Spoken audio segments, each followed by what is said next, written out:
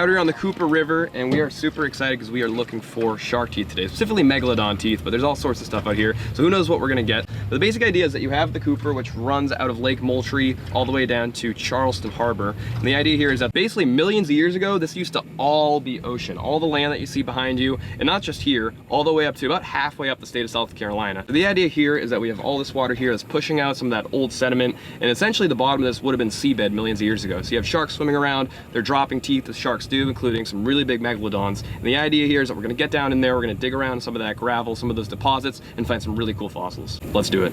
First up, we have to get our other divers down. Later, Stinky. Then it's time for me to suit up and hop into the dark waters.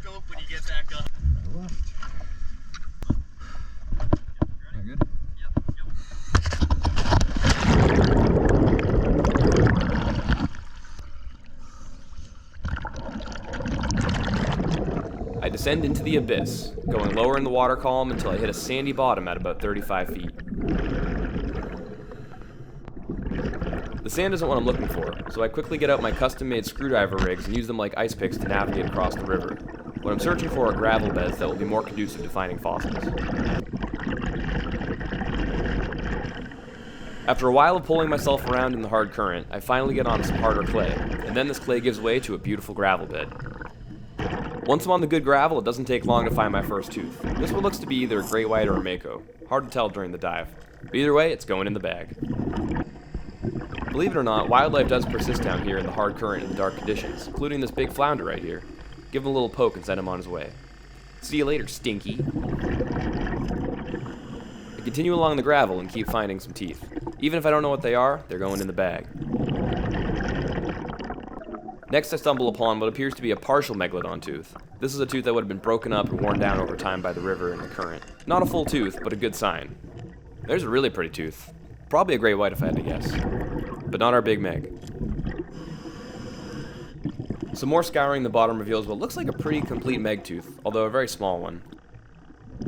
Here's another fragment from what would have probably been a pretty large meg tooth. However, not that big full one that we've been looking for. Here's a cool tooth.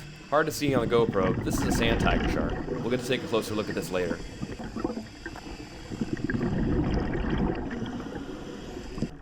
I consistently keep finding some really great small teeth. However, none of them are that big megalodon tooth. My air's starting to get lower, and I'm worried I'm going to miss my window on this dive to find a really great prize.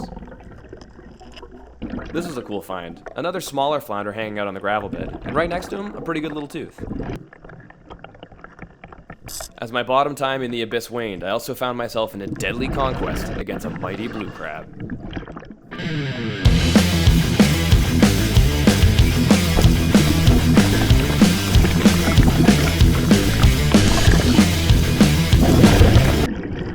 After that epic battle, I continued searching, although my air was getting pretty low. Then, this happened.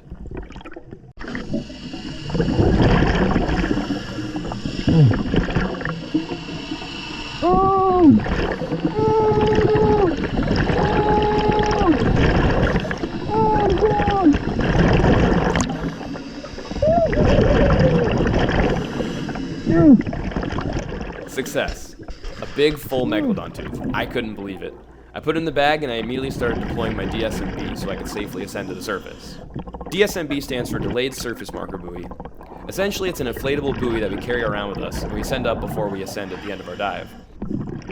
Once the DSMB hits the surface, it'll serve as a marker to show that there's a diver below so other boats won't hit us, and it'll help our boat come get us. After sufficient time has passed with my DSMB floating on the surface, I push off and I watch the bottom disappear back into the abyss. I'm on my way to the surface.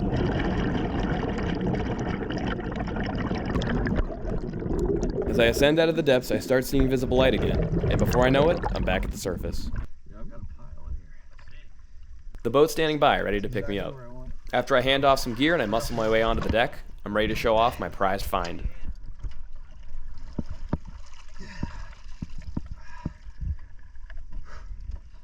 Post-dive, you saw it in the underwater footage, we got a bunch of different teeth, but the main score of the day was this big, beautiful meg. This is a really cool tooth, totally full, great enamel, super exciting stuff. Awesome stuff here, but let's check out the rest of our finds and wrap this video up.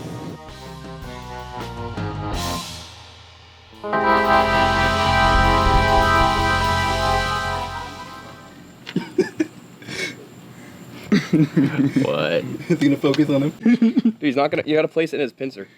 Let's give him one of these dainty little sand tigers. Okay, folks, this is the first tooth we got. So we're here back at the house, and we've laid out not all my finds, but some of my best finds from throughout the weekend. And me and my friends found probably a couple hundred teeth in total, but this is just some of my best stuff. And we'll start off here with the coup de grace of this whole trip, my MVP, this big old megalodon tooth. Look at that beauty there. This tooth measures in about 3 3/4 inches. They certainly get a lot bigger than this, but I was super happy with this tooth because I've never found a big full meg like this. So this was just an awesome find. You can see great detail on the enamel there, full root. You got some kind of fissures there, but they're not fully cracking yet, so still a good full tooth. This was so exciting. Now we've got some other stuff here to look at. The first of which I'd like to highlight is this tooth right here, which comes from a shark called Otodus angustidens. And this was a relative of the megalodon, a little older by several million years. But this is a really cool tooth too. You can see it's defined by this kind of narrow structure here, but it's got these two kind of nubs here. And I don't know the nomenclature for these actually, but that's a good way to identify it. And I also here have a really cool angustidens tooth found by my buddy Zach. And this is one of the most beautiful specimens I've ever seen. I mean, take a look at this. You can almost shine your teeth off it. I mean, it's just so glinty and shiny. It's beautiful. Just a really awesome tooth. And you see it's got some size to it too. I mean, you compare it to my Meg here, and it's definitely a pretty large tooth.